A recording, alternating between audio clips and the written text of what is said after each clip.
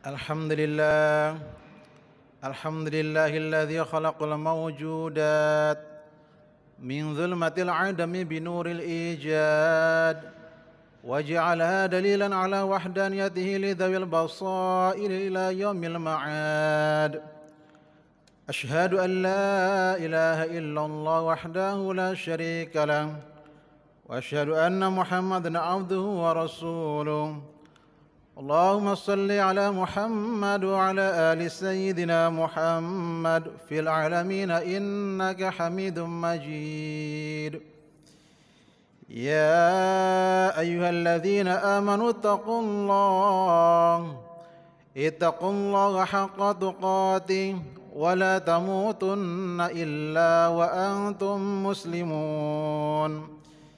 يا أيها الذين آمنوا اتقوا الله وقولوا قولا سديدا يصلح لكم أعمالكم ويغفر لكم ذنوبكم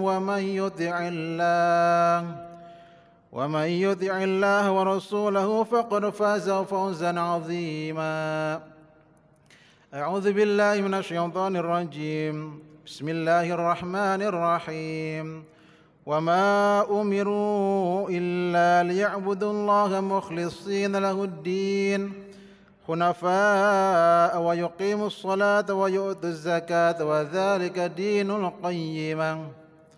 Amma ba'd. Puji syukur marilah kita panjatkan kepada Allah Subhanahu wa taala.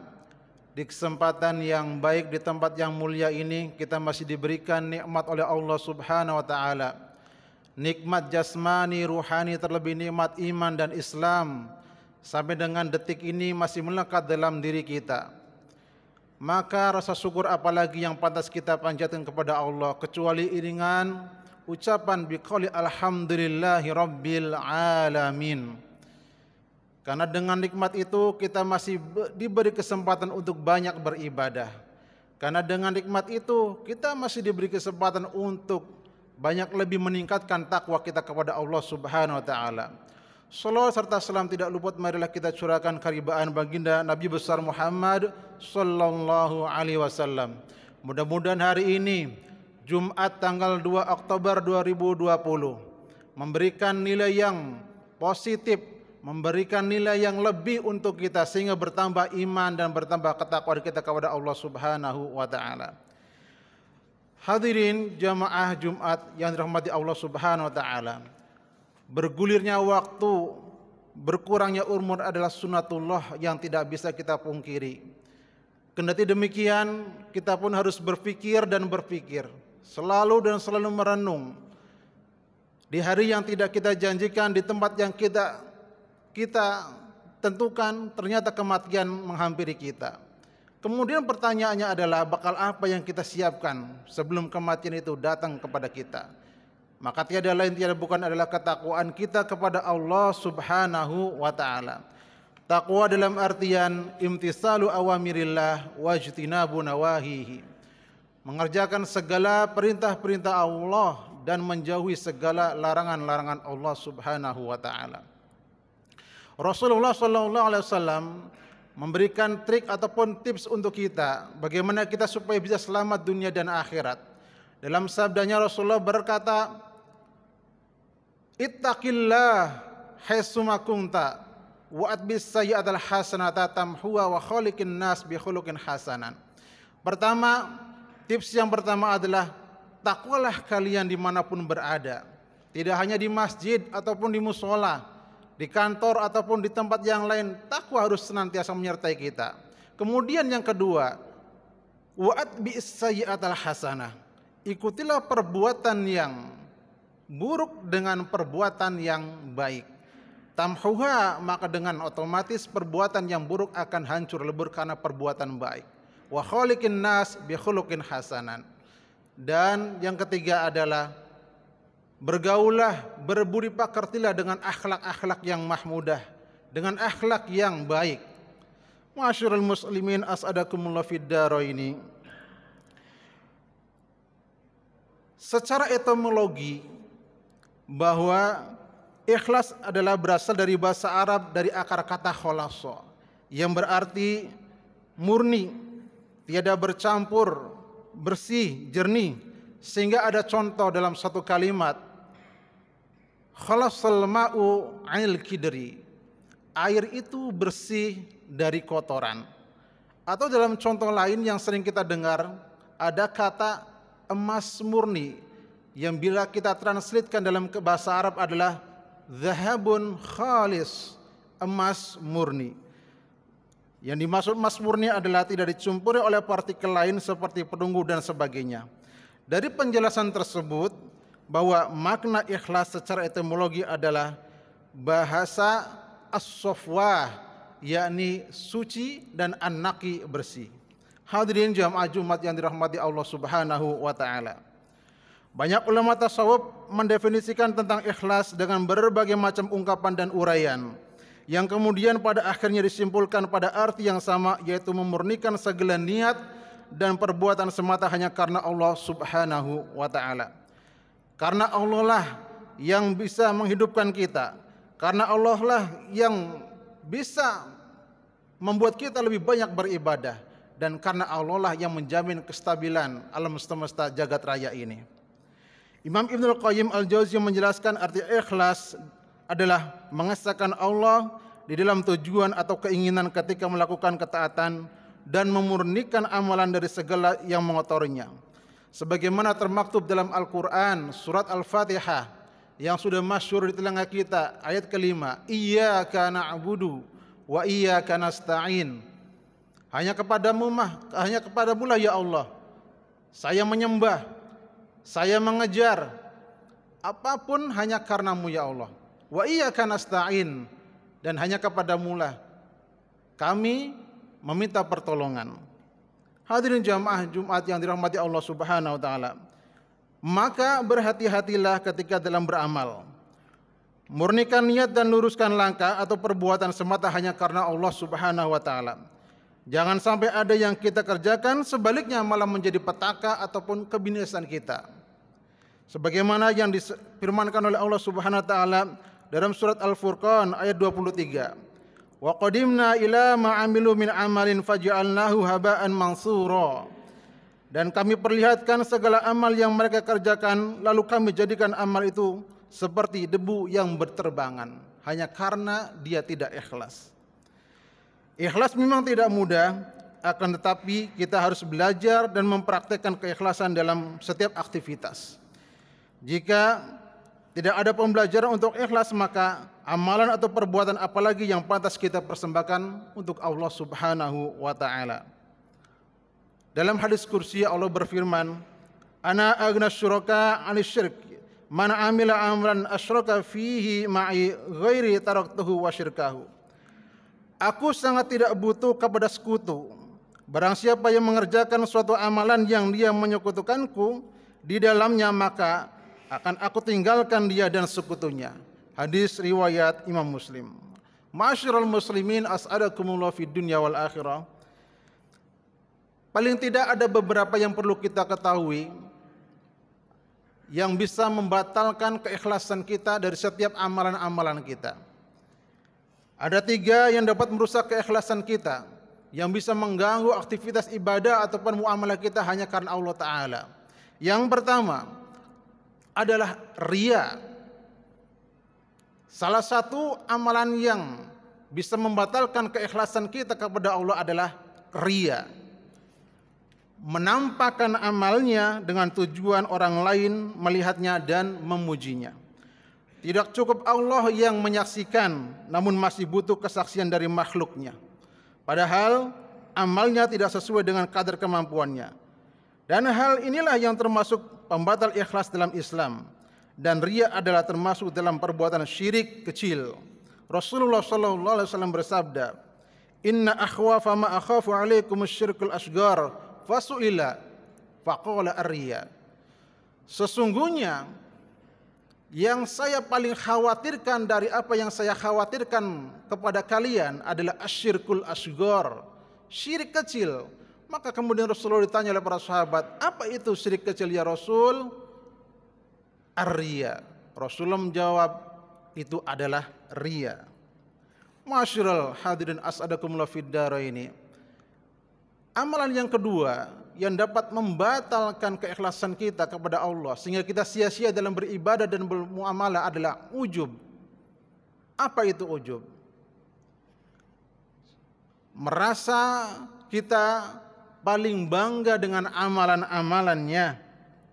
Padahal kalau bukan karena Allah yang sudah memberikan banyak kenikmatan untuk kita supaya lebih banyak beramal, maka kita tidak bisa apa-apa.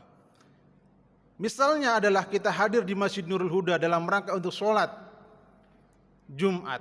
Kemudian di sini setelah pulang kita berbangga-bangga sudah melaksanakan kewajiban Allah, yakni sholat Jumat. Itulah sifat ujub. Padahal Rasulullah SAW mengingatkan kepada kita, ada 3 hal yang dapat menghancurkan seseorang. Dalam sabdanya di hadis yang diriwayatkan oleh Imam Al-Bazzar, salasun muhlikat, syuhun muta' wa hawa muttaba' wa ijabul mar'i fi nafsihi.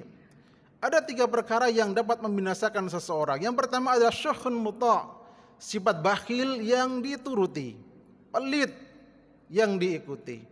Yang kedua wa hawa muttaba', hawa nafsu yang selalu diikuti sampai kapanpun hawa nafsu tidak akan bakal kenyang.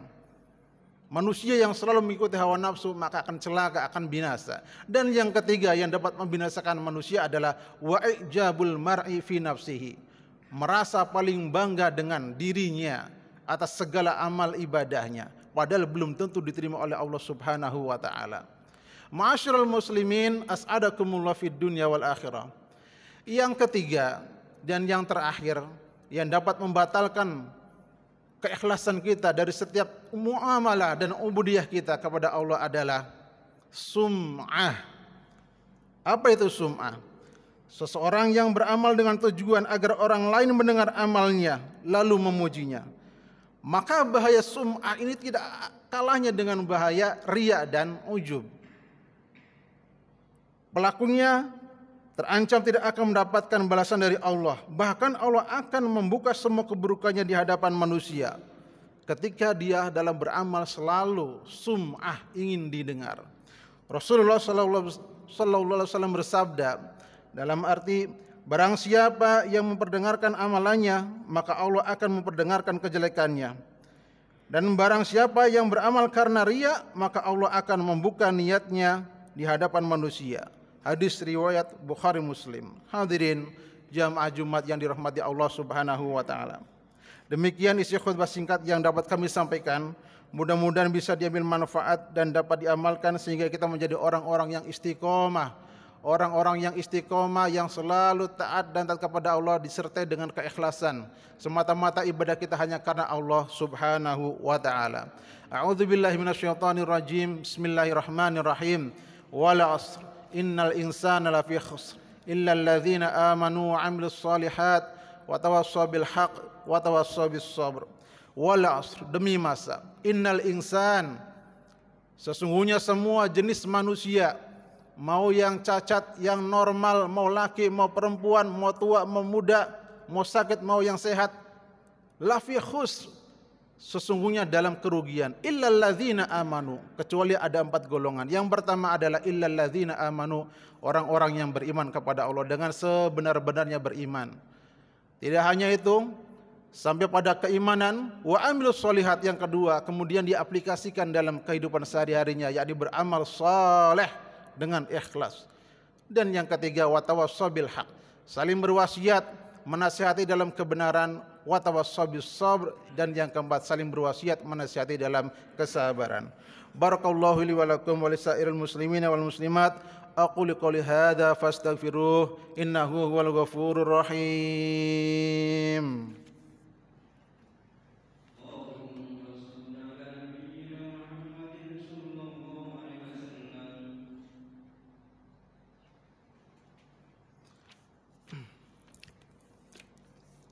Alhamdulillahilladzi arsala rasulahu bil huda wa dinil haqq liyudhhirahu 'alad dini kullih walau karihal musyrikun.